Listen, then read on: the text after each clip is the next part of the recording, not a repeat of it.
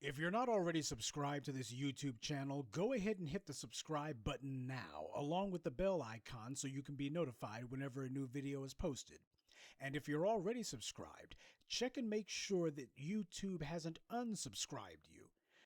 YouTube has this channel shadow banned, which means that they're making it where unless you're subscribed, you don't really see Professor Truth's videos show up in the recommended tab on the right-hand side of the screen. So make sure that you share these videos on social media. The white supremacists hate that. Now, that said, typically a coup d'etat happens from the top down. But of course, this is the United States where you expect things to work a little bit differently, so this coup d'etat came from the bottom up. Oh, it was a government coup, all right. It just wasn't the leaders of the government who did it, that's all. But look at the wording that Reuters uses. Days after the black media exposed the truth, actually a week afterwards, Reuters, as usual, pulling up the rear, and look at how they misrepresent the facts. Off-duty police. I told you about a number of current duty police officers who were involved in storming the Capitol. You had a number of them from Houston. You also had them from Rocky Mount and other police departments.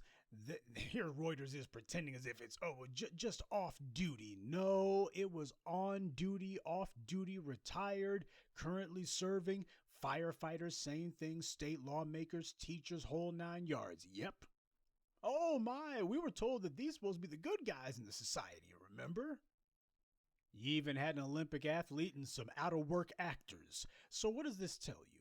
What this tells us is that this insurrection, which was nothing more than a clumsy front for a white supremacist takeover of the entire government, it crossed all sorts of occupational lines. It crossed all them lines. They had no problem putting aside whatever minor differences they thought they would have had in order to try to topple the government.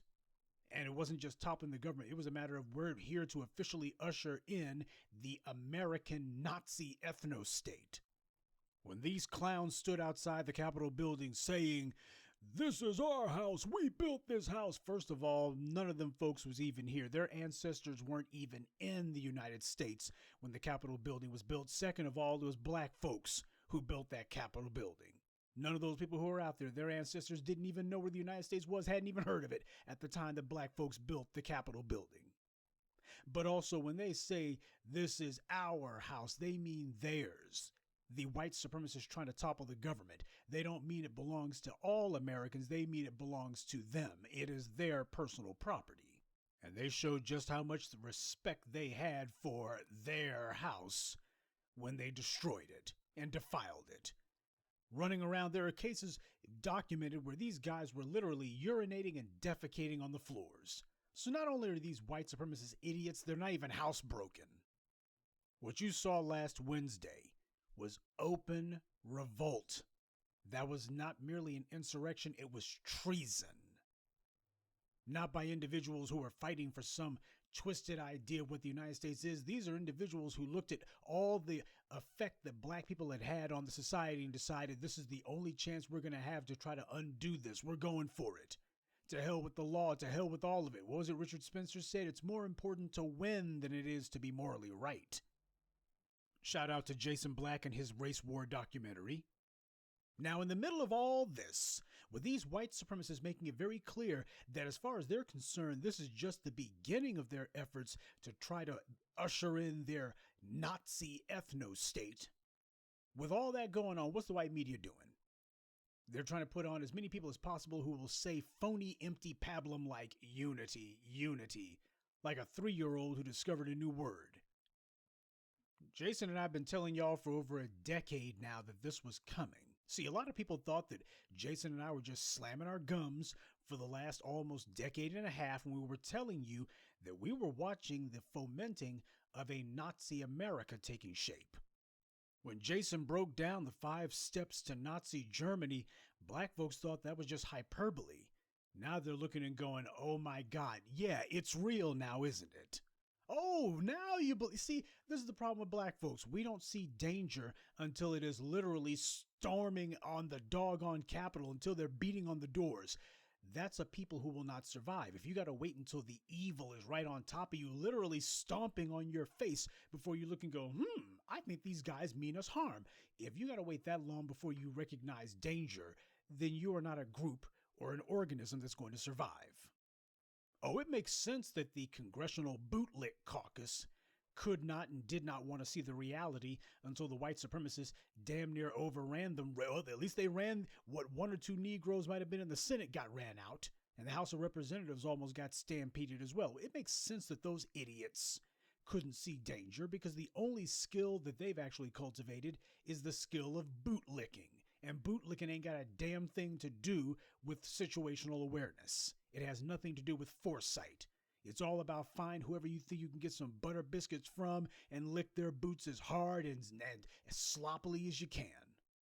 You've been warned about this for a damn long time. You didn't have to wait until this. All you had to do was listen to the black media telling you about this stuff over a decade before it got here, and now it's here. The steps to Nazi America, indeed. And if you want to have a comparison for where the United States stands at this moment, I think the most likely step that we're at right now is where Germany was in 1923. You see, 1923 was when a then young Adolf Hitler decided to make his move, and that he was going to pull what they called the beer hall push. What happened was in Munich, in the cellar of a beer hall, Adolf Hitler got a bunch of white supremacist hardheads together, and they decided this is going to be our chance to take over. This is going to be where we put in place our regime. And so Hitler and some of his pals, they decided that as soon as they left that beer hall, I guess they needed to get a little bit of liquid courage first. What they were going to do was they were going to try to march on the government and topple it right then and there. After all, there were a lot of Germans who were sore as hell about the fact that Germany had lost the First World War. The Treaty of Versailles, which put all sorts of onerous war debts on Germany, which wrecked their economy for a number of factors wrecked it, but the war debts damn sure didn't help. And as a result, you had a whole lot of folks who were bitter about it and said the government threw away our victory and the Jews were behind it all. Now, one of the most direct comparisons that you can make between the beer hall push and what happened last week was that Hitler had the SA. They were the Nazi Party's group of paramilitary thugs. And these guys were supposed to be the muscle behind their little white supremacist movement. I mean, you see a number of white supremacist paramilitary groups today. Proud Boys, Atomwaffen, Oath Keepers, Boogaloo Boys. I mean, the list goes on and on. A lot of people who clearly don't study their history have been very quick to point out, well, last week's coup d'etat failed and there was only a few hardheads involved. What they forget is that Hitler's beer hall push failed too. He failed to come to power the first time, and he only had a few hardheads with him, about 2,000 estimated white supremacists the day that he pulled that beer hall stunt. Only about 2,000 of them or so. Based on my reading of history, I would care to wager that this is where the United States now stands in comparison to Nazi Germany. The white supremacists have now put aside all pretense and made their official first attempt at a violent overthrow of the government. There were only a few of them this time, but what they're hoping is if they can cause enough agitation at the local and state level, hopefully more people will come on board with the idea. At least that's what they're hoping. That's the reason why stoking all of this talk about Trump didn't really lose the election and all that. That's why it's so important to them. This is a machine that runs on anger because they damn sure don't have any ideas. So you see that, as Mark Twain said, history doesn't repeat itself, though it does tend to rhyme. Now it is against this backdrop of all of these white supremacists who are trying to figure out how to take their genocidal dreams of national domination and make them into reality. You got the white media trying to tell everybody it's not as bad as all that, trying to find a way to polish a cow patty. The most asinine talking point that has been brought up, and we all knew it was going to be brought up, is we have to come together. We have to have unity. I don't want to hear that crap. The last time an insurrection happened in this country was 1861. After the war had ended, rather than make sure that the traitors were punished, and to also make certain that no other insurrection would ever arise, Abraham Lincoln instead started talking that we need unity stuff. We need unity. Problem with that was Abraham Lincoln may have desperately wanted unity with the Southern traitors, but the Confederates didn't want unity with anyone. And you know what? Speaking of which, I don't want unity with anyone who waves the Confederate flag. I don't want unity with white supremacists. I don't want unity with people who plot how to kill black people. These scumbags are running around waving Confederate flags. They're wearing shirts that say Camp Auschwitz and other shirts that have an acronym on it that's meant to say 6 million were not enough. These guys are running around celebrating genocides and plotting the next one against us. What common ground do we have with the Proud Boys? What common ground do we share with the Oath Keepers? These are groups of white supremacist zealots who are dedicated to the proposition of wiping out black people. So I'd like to know, where's the middle ground between us having our power, our wealth, our influence, and our freedom, and us being completely wiped out? What's the middle ground there that we're supposed to be looking for? What unity can I have with someone who dreams day and night of the day when I and anyone who looks like me or even has a trace of African blood in their genes is slain? What common ground do I have with them? What unity should I be seeking with someone like that? But this is precisely the line of rhetoric that the white media has been trying to push and repeat. A lot of people have been saying that we need to go back to how things were before last Wednesday. Yeah, back when black people were being gunned down with impunity and nobody was making a fuss about it. While the white media justified these murders of innocent black people and the politicians said it was all legal and they wouldn't do a damn thing about it. Yeah, we sure do want to go back to that, don't we? You see, a return to status quo ante, that may work for the white media who demonize black victims of police violence no end and who cheerfully justified it. That's the reason why I don't give a damn about Joe Scarborough and his wrinkled heifer, Mika the Bigot Brzezinski. Those two, they got problems with Donald Trump because Donald Trump embarrassed them. But before Trump was on a tear, I'll never forget how Brzezinski and Scarborough, they went out of their way to show nothing but disrespect to the murder of Tamir Rice, justifying it until the video came out. They were both shameless cheerleaders for, well, you know, what happened to Tamir Rice wasn't really a crime when you think about it. Why? He did bring it on himself. You know, they did everything that they could. The murder of a child, they were doing this mess. So no, when you say to me Trump or Biden, when you say to me Trump or Scarborough or Brzezinski, that's a distinction without a difference. All of them draw from the exact same well of anti-black racism. And no matter what supposed differences they may have with one another, they largely happen to be, as Dr. Noam Chomsky put it, tactical disagreements over generally shared aims. They all agree on white supremacy. Just a matter of, do we do it through a violent overthrow of the government, or do we do it through a more genteel and we have more sophisticated ways of doing it? Why, Donald's coming in with the sledgehammer. This, we can take our time with this. We are civilized after all. That's how Joe Scarborough would probably put it. You see, I and Jason and the rest of the black grassroots, we remember exactly what things were like before last Wednesday. And it wasn't some damn panacea of hope and optimism and forward progress.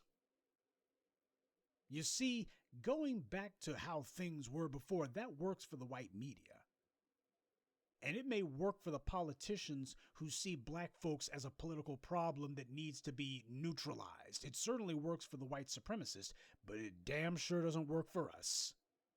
When the white media and the politicians say unity, what they really mean is, what can we do to accommodate the white supremacists? After all, they're such reasonable, fine people. The way that the white media is reporting on these insurrectionists, they don't sound any damn different in sentiment than Donald Trump calling the Charlottesville rioters fine people. No one's been punished. None of the leaders of this insurrection, this attempt to overthrow the government, have been in any way punished. Nothing's been done to anyone. Don't you think it's a tad premature to be talking the unity stuff? People need to be punished first, right? No, as the white media sees it, this is the mass media equivalent of forgive, forgive, forgive. That's what they're doing. They're running the exact same play.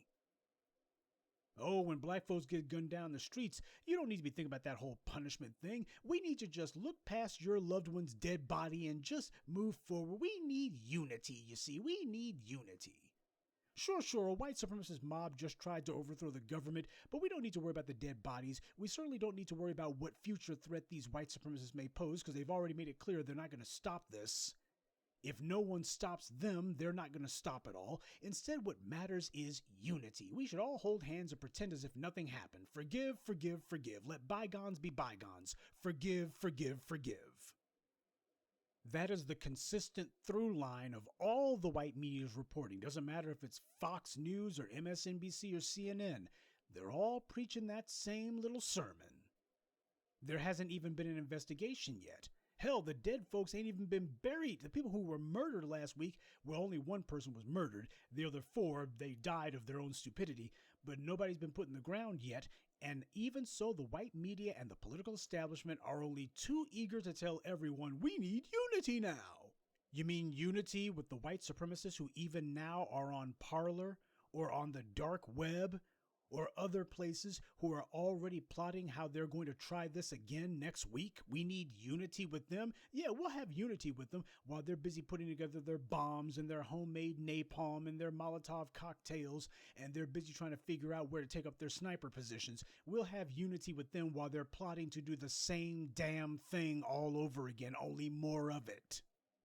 See, this is par for the course for the white media.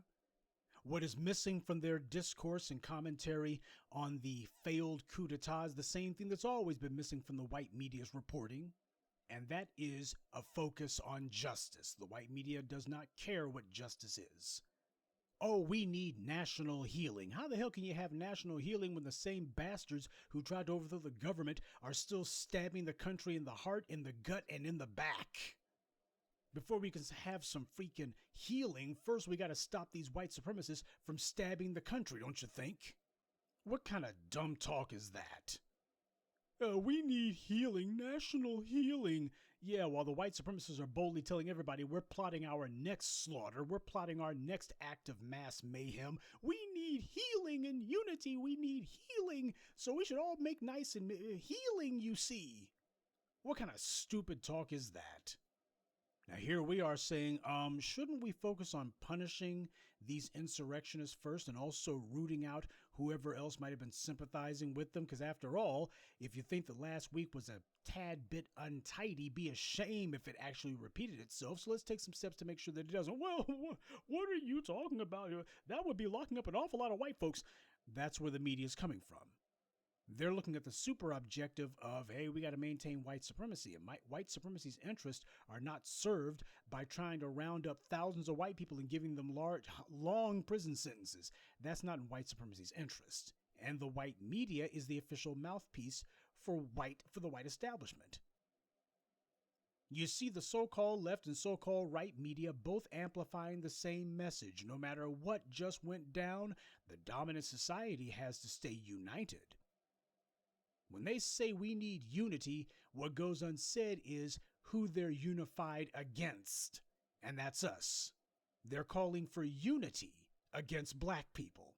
And don't think the white extremists don't know this. They understand when the white media is pulling its punches and working to avoid criticizing them. They recognize that. Hell, one of Tucker Carlson's producers who used to write for his show is a white supremacist. You guys remember when he got caught out? Oh, Fox News said we got to fire him, but Tucker Carlson defended the bastard. So the same people who you see talking about wiping black people out online, spreading all sorts of anti-black lies and racist rhetoric, these are the same people who are writing copy for the white media.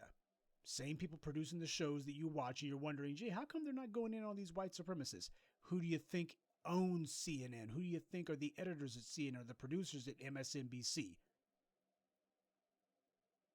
The Daily Stormer recognized that Donald Trump refused to criticize them after the Charlottesville riot that they caused, and they crowed about it. The Daily Stormer, they were like, hey, see, Donald Trump, he didn't actually say anything about us. Oh, yeah. See, they get it. They understand. They are not too dumb. They are not too dumb to understand nuance. They understand nuance very well. They understand when somebody's actually taking aim at them and when someone's going out of their way not to.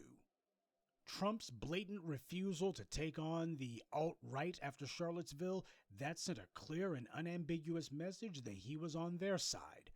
But the Democrats' refusal to do what they could to target these white supremacists, to run on a platform of, after what happened in Charlottesville, we are going to launch a war on white supremacy. If you put us in the driver's seat, we're going to launch war on these bastards. The Democrats were not looking to do anything about them either. So you see a complete and thorough continuity of policy across both parties when it comes to the white supremacists. It could not be more clear that both parties have a blatant, open, hands-off policy when it comes to white extremists. Both parties are following this rule book. They don't even need to come out and say it. It's obvious. Because throughout all of the coverage, or rather cover-up, that we've been getting from the white media for the last week, none of these white media outlets are reporting on how ridiculously trivial the so-called charges have been so far. I mean, these bastards are basically being given the federal equivalent of trespassing. Nobody is pushing the message that this was a treasonous act, that everyone should be getting long prison sentences. Nobody's talking about how ridiculous it is, and that's deliberate. It's precisely the way things were before the attempted coup that made the coup possible in the first place. It's because of the fact that white supremacists have an expectation that the law will never touch them. That's the reason why they felt like it was no big deal for them to overrun the Capitol building and go looking for Congress people to kill. This is how the dominant society has been conditioned for hundreds of years. They've been conditioned because the law has not touched them. They did not have some misunderstanding of what was going on. They knew full well, they brag about it. Yeah, ain't nothing going to be done to me. I'm white. Nothing's going to be done to me. And we see this across the board effort to tell the insurrectionists that all is forgiven if they just calm down. All will be forgiven if you just calm down. This is precisely the mistake that the Union government tried in the years leading up to the Civil War. They tried to appease the Confederate reprobates. They tried it. Read the autobiography of Frederick Douglass. He talks about that. And how did these attempts to appease the good old boys work out? Did the white supremacists calm down, or did they lick their chops and say, yeah, these guys are every bit as weak as we thought they were? See, it makes sense for the orange man to say, you're never going to take back your country through weakness. You got to show strength. This from a man who's never been anywhere near a battlefield, never fought for anything other than to see what porn star he could get close to for the night. But my question is, why is it that the people who are supposed to be opposing him, none of them are saying this is the time for strength, this is the time to drop the hammer? None of them are doing that. Instead, they're giving some mealy-mouthed rhetoric. They're trying to prepare the minds of the masses for, well, we don't want punishing white supremacists to become habit-forming. We just want them to back off of us, that's all. This is white supremacy trying to keep the peace, or rather an absence of intra-racial strife.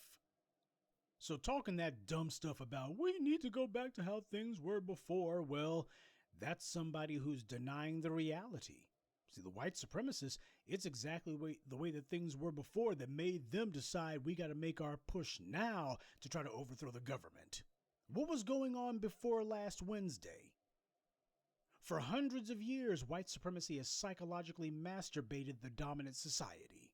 White supremacy, through its media, created a bubble for the dominant society to live in, and the white media furnished this bubble with all manner of fairy tales and lying images and self-aggrandizing images meant to make them feel good about things that weren't even true.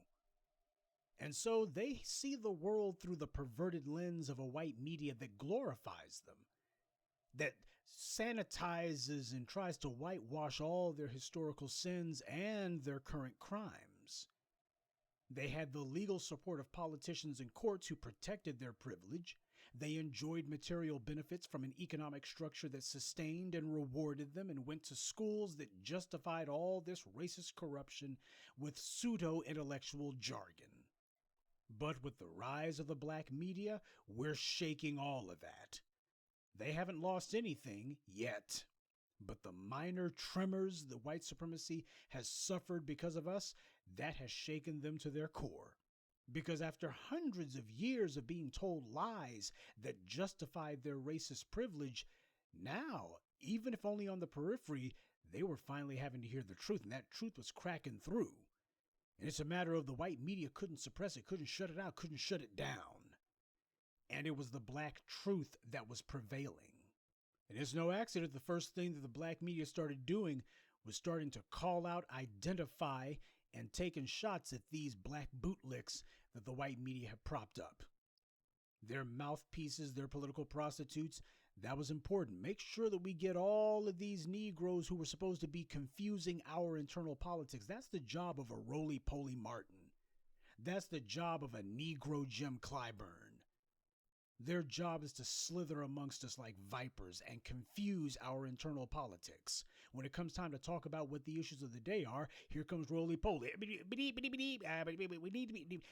all about them transgender bathrooms. I mean, think about them young people. Them young people who are in the streets shaking things up. Y'all need to forget about them. They ain't going to change a damn thing anyway. They ain't going to do a damn thing. LGBT, feminist, Hillary Clinton, I'll dance a jig if you give me a job. That's what roly-poly's job is. His job is to get us off of black empowerment, change the subject, get us off track, distract us, disrupt, whatever he has to do. And Negro Jim Clyburn, y'all got to stop talking about defund the police. That cost us elections. That cost us elections. You didn't hear him saying a damn thing about we got to cut the cops some slack last week. Jim Clyburn, he's out here. He's half a step away from saying defund the police. Now he is anyway. Yeah, now that the Capitol Hill police tried to set him up, now that there were so many cops, current and former, who were out there trying to get him, now all of a sudden Jim Clyburn sounded a lot more like us. See, we fully understand the function that these bootlicks serve under white supremacy, so our first order on the agenda was call these bastards out. We got to make sure the black folks reject these clowns, identify them and reject them, shun them. That way they don't have any influence. We're limiting their influence by limiting their contact with the black community. If black folks don't listen to these idiots, they have no influence. So that's how we neutralize them.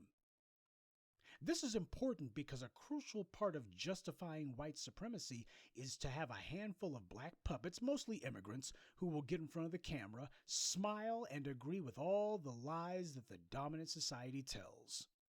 Bootlicks who are willing to echo the blatant lies that America has progressed and America's changed and well, America's national reckoning, our national progress is always just around the corner. Black flunkies on white supremacy's payroll. We're delegitimizing them, and that means a crucial element of control is being broken. They had total control of the discourse in the black community because of that black discontent. Every time black folks spoke out, every time the streets got hot, the white media could always bring up some black bootlick who would say, well, that's just a fringe, just an insignificant minority, ain't nothing going on here, and Jesse Jackson's going to call for unity, and that's going to make things better. But now they can't ignore the fact that there's nothing fringe or minor about the black grassroots at all. They gave themselves permission to ignore us, and they used their flunkies to prop up the lie that we didn't mind being ignored and marginalized and abused. Now they know better, and they're panicking. The only internal threat to white supremacy is us, the black grassroots, the black people in this country whose ancestry goes back to the killing fields of the American South. Our blood forms the foundation of this continent, not just this country, not just this government, but of this continent. And our roots run deep, deeper than anyone else. Now, all these other groups, they've been collaborators with white supremacy. We have been the only resistance. White power has been desperately trying to contain the threat that we represent. They're having to hear things that they hadn't heard, or rather couldn't believe, things they had told themselves were fringe.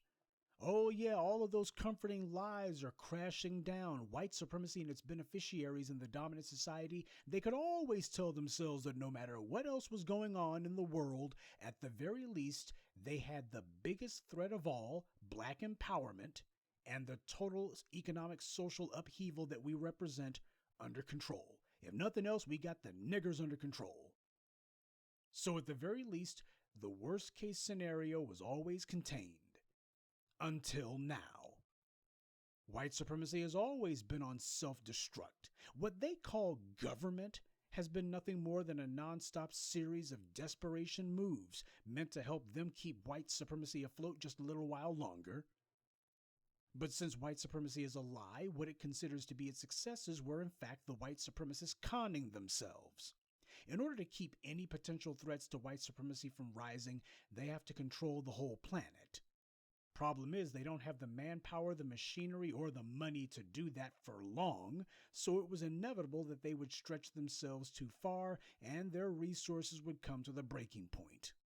I'm just giving a brief summary of the post-colonial world leading up to the present, because this is how white supremacy went from, oh, we got it all in the bag, to nutting up on national television. This is how they came to this point. The first major stress fractures, however, gave way in 2008. The strength of white supremacy is in its economy, and its economy is showing stress fractures. But rather than punish the offenders and address white supremacy's inherent self-destructive nature, they instead set up a gigantic glittering distraction to pretend that they were going to address America's cardinal sin, anti-black racism. See, this country was on the verge of a revolution 12 years ago, but it was a revolution that was going to be going against the white 1%. So the white powers that be needed a grand distraction, somebody that would get them off the hook, an elegant liar who brought very little baggage with him, who was able to tell black people that he was one of us, yet simultaneously assure the dominant society that he was really on their side. And so they sent in their mulatto puppet who they had been grooming, Barack Obama. Now, while at first black people mistrusted him after his New Hampshire primary victory over Hillary Clinton, black voters began to gravitate his way because he clearly had the momentum behind him, and black people are only too eager to jump on any bandwagon. Never mind the fact that just 6 years earlier, black voters in Chicago had completely and thoroughly rejected Obama when he ran for Congress. But the initial euphoria from the huckster from Hawaii gave way to reality as black people realized Obama was nothing more than an aggressive agent for white supremacy. But while black people knew that he was a tool, the dominant society didn't. Their historical and social insecurities and hyperphobias about anything that even remotely looks like they don't have total dominance kicked in with a vengeance. The mere optics of this Obama tool in the White House unsettled an already unstable mass of white supremacists.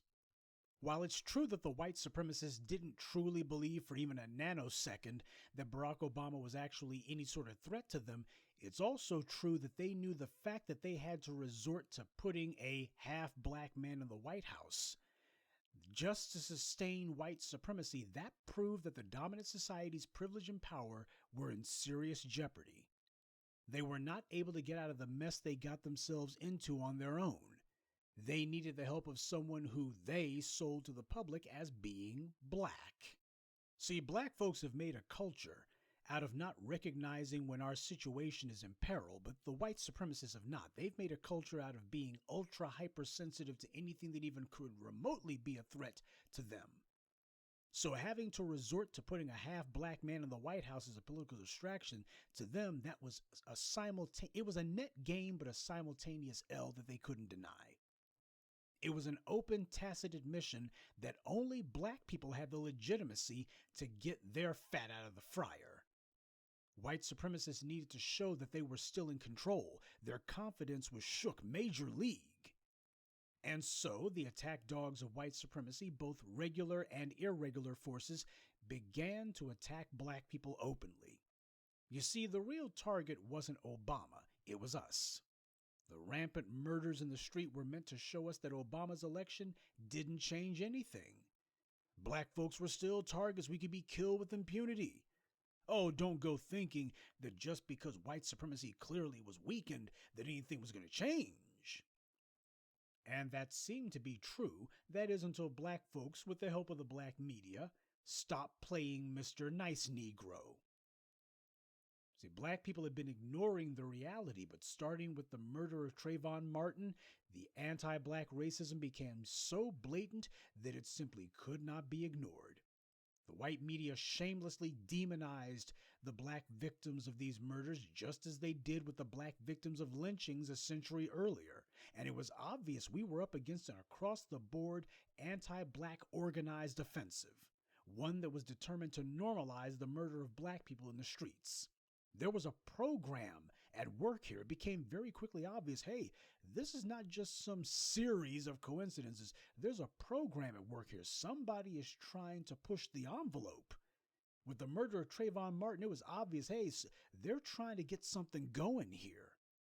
This wasn't just some one-off. And indeed it was not.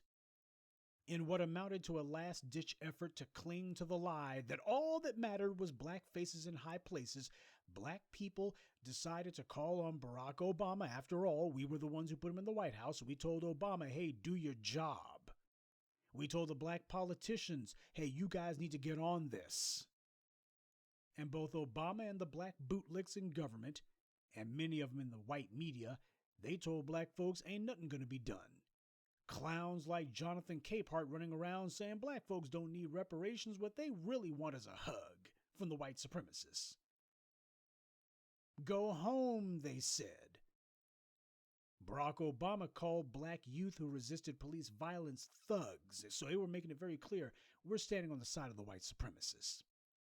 The Congressional Bootlick Caucus staged a sit-in on the House floor because a gay nightclub was shot up, but they didn't say anything and didn't do anything about black people being shot to death in the streets. Black people realized the black media was right about why the elections at the federal level won't work for us.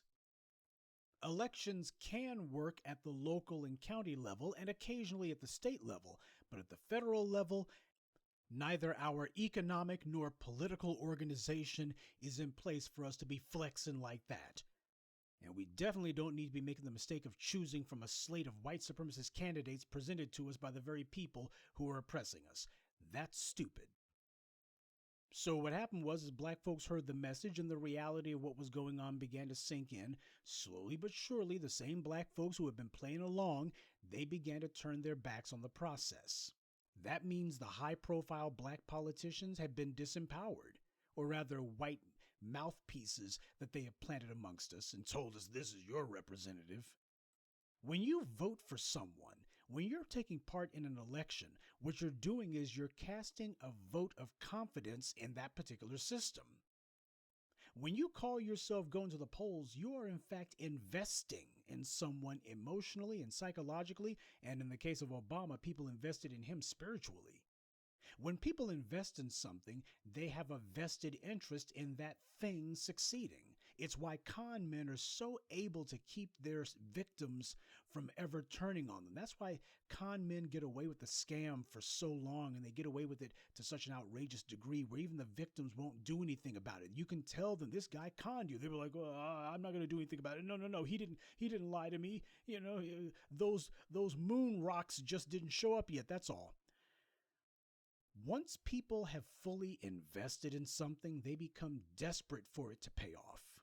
Because they believed so much in it, they simply will not face up to the reality that they've been deceived.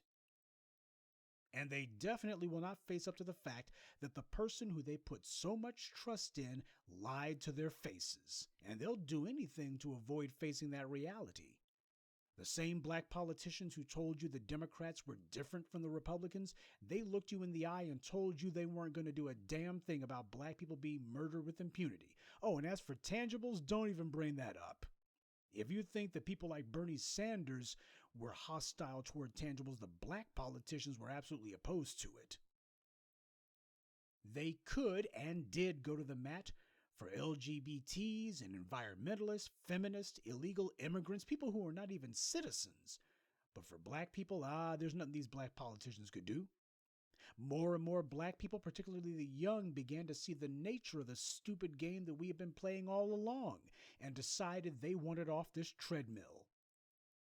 And as I've been telling you for a while now, for a few years now, when people turn their backs on these politicians, that is more than just turning your back on some would-be political power broker. What you're doing is you're giving a vote of no confidence, not just in the politicians, but also in the political system that they're a part of. Now, why is that important? Because as we saw last summer, and as was demonstrated just last week, when people decide that the ballot box no longer works, then they begin resorting to alternative means to make the system do what they want. A critical mass of black people have finally come around to the fact that neither party has our interest at heart. The Democrats were merely a system of controlled opposition, meant to keep us in check by getting us to wait and hope that they would do right by us. And they would always tell you, next election, you see. Can't do anything for you this presidential election because we don't have the Congress. So we need to wait till the midterms. Okay, we got the Congress in the midterms, but we got to get reelected, you see. Well, we got reelected, but now it's the next midterm. And so on and so forth. As black people have been pushing back, we've seen a rapid-fire rise in far-right militias. But these guys didn't just materialize the last few years. These racist gun groups have been a regular feature of American life since forever. The difference being the government has protected and promoted them. There are open members of QAnon who are now in the U.S. Congress. There have been Klansmen and open white supremacists in the U.S. Congress and Senate. The only alleged Black Panther who ever made it to Congress was Bobby Rush, and as you've seen from that idiot, he's been towing the line for the police, and he's been saying that black folks need to be the first in line, need to be lined up so they can go ahead and get that shot. The U.S. Congress has long been a club for every anti-black racist and bootlick out there. White militias knew they couldn't come to the hood. Dylan Roof admitted that. When white gun groups tried to march through black neighborhoods, they were stopped and got checked hard. So they know that trying to terrorize us where we live, that simply won't work.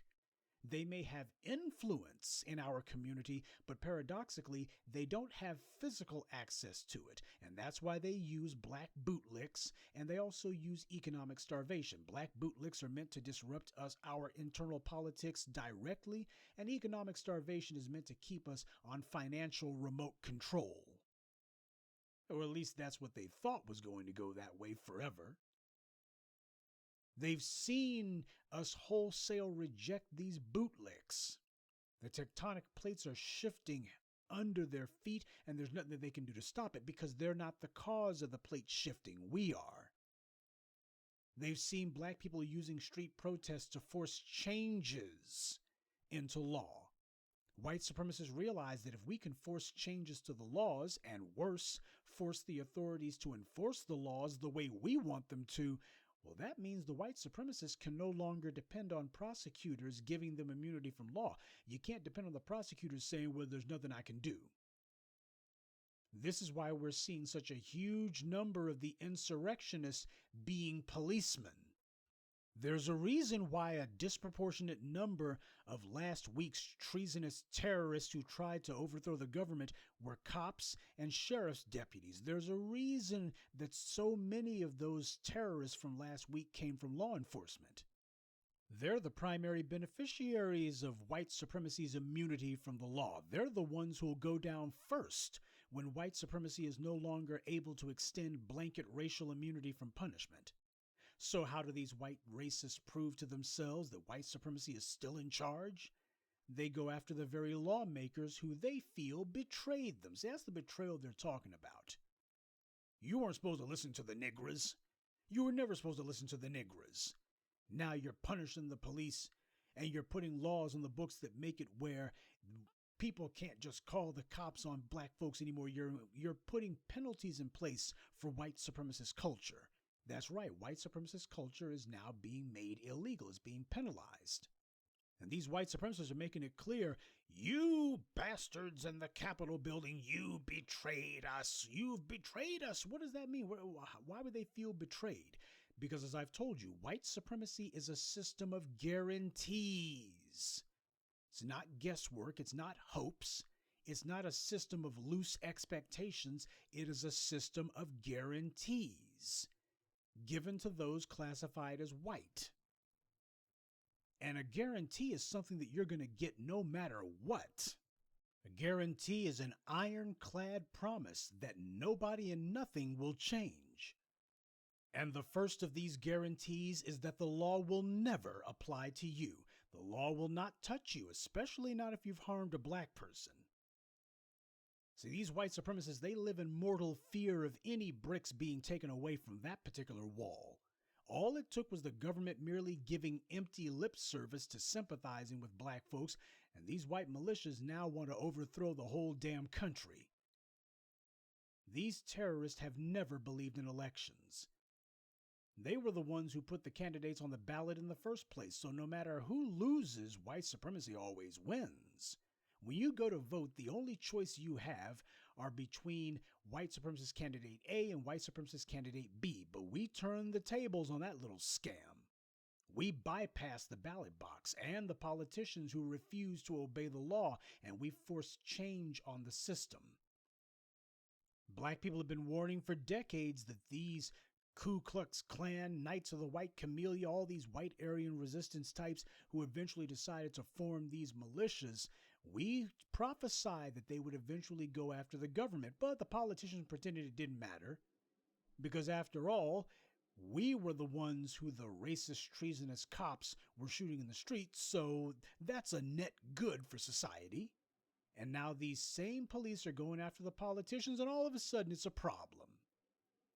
But what they're finding out is that it's their fellow colleagues who refuse to join with them in taking action. White supremacy is a death cult.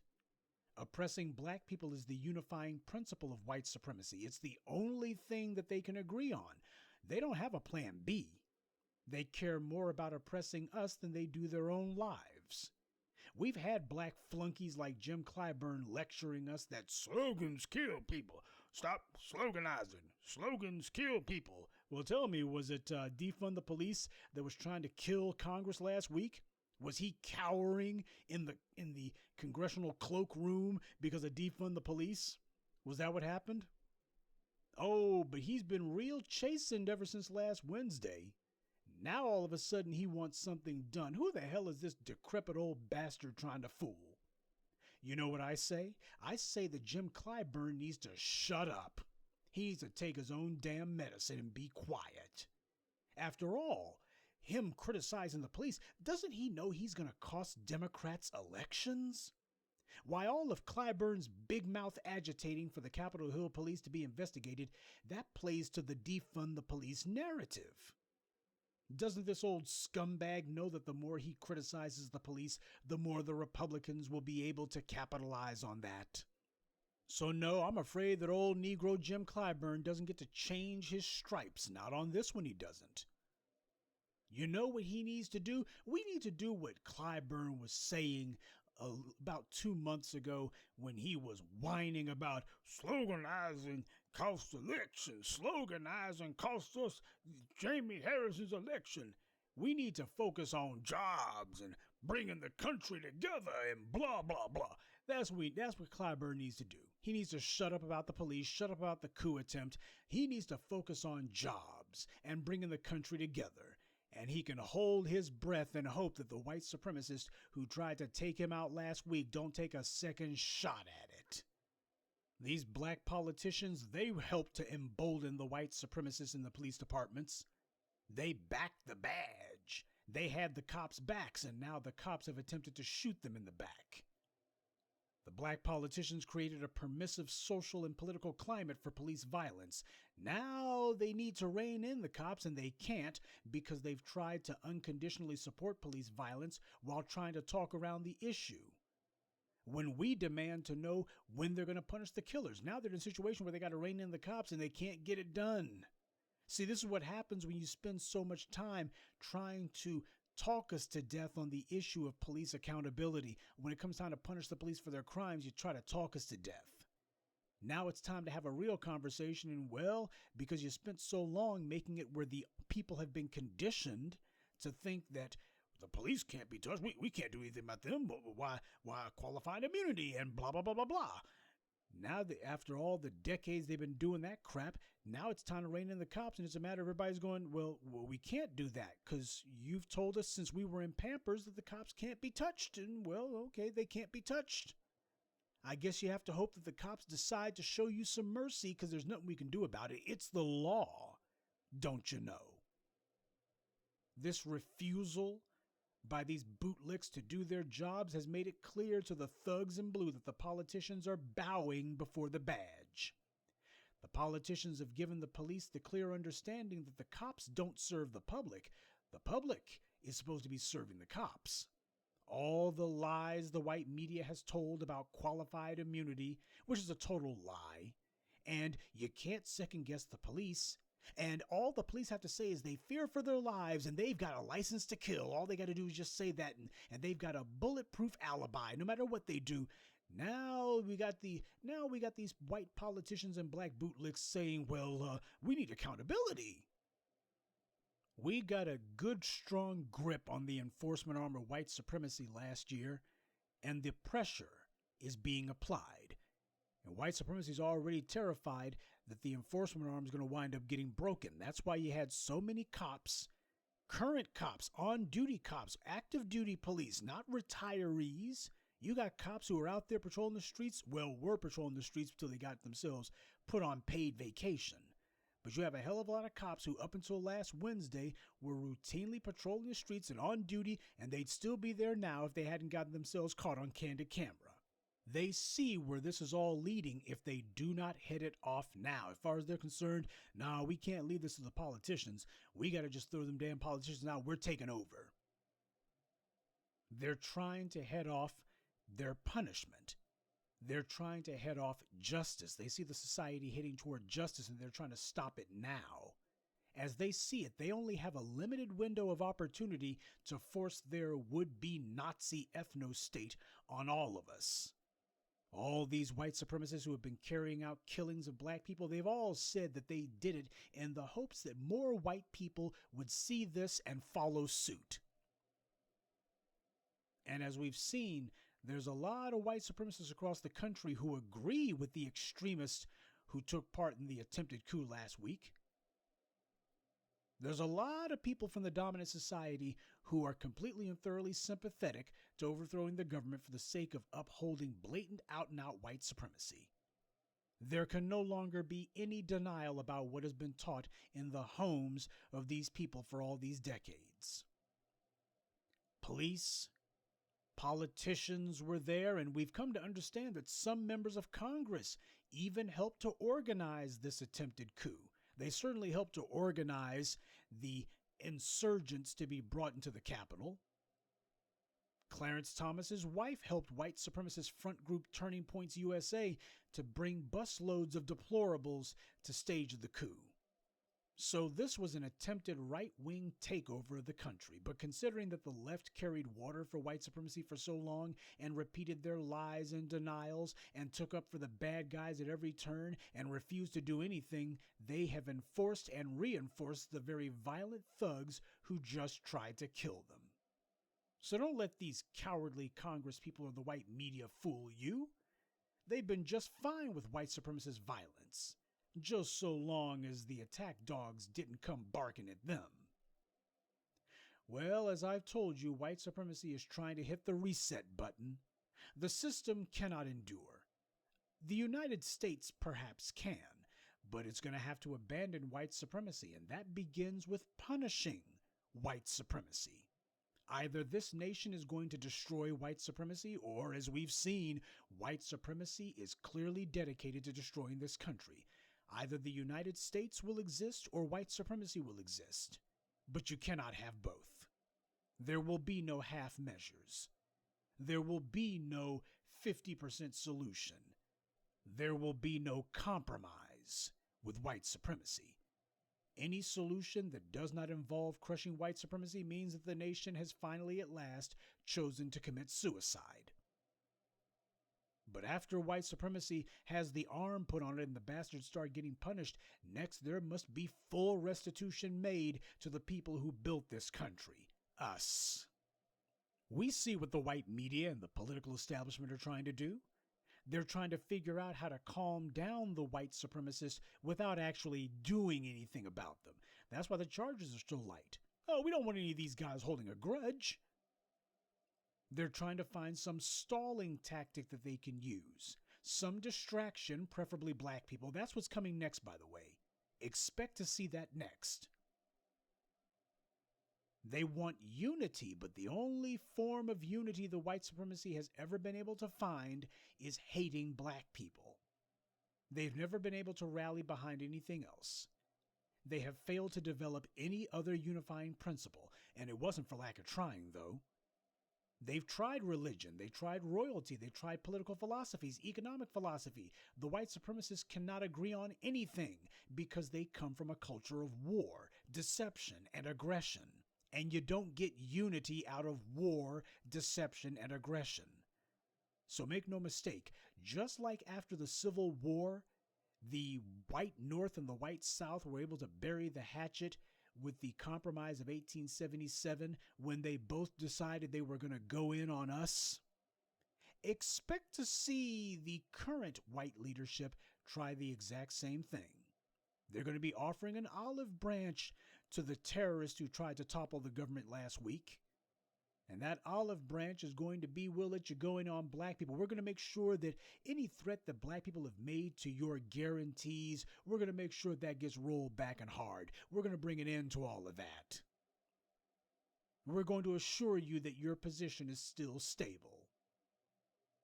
And the black politicians who you see trying to save their own hides, they'll be right in there with the white left saying, that's right.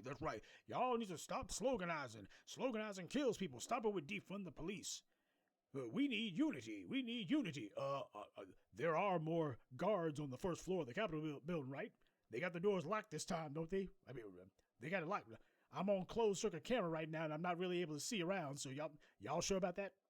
As Jason Black pointed out, white supremacy requires a blood sacrifice frequently. And there's a lot of these bootlicks who have decided that every black person who gets shot by the cops, well, that's just the blood sacrifice that white supremacy requires if I'm to keep the position that I have and the lifestyle to which I've become accustomed. But you know what? It's not going to work.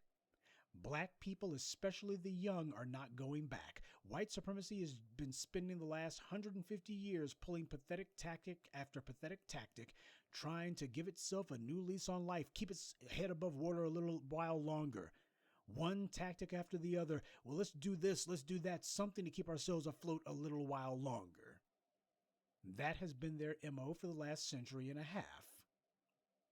Try to forestall the day that white supremacy ultimately collapses, never to rise again. Forestall that day by any means possible. Keep white supremacy alive a little while longer. Sure, it's on life support, but keep it from having a death rattle for a few more minutes. All these pathetic and desperate attempts to kick the can down the road are failing. Simply put, because of the efforts of the black grassroots, kicking the can down the road is not an option for white supremacy anymore because thanks to us, white supremacy has run out of road.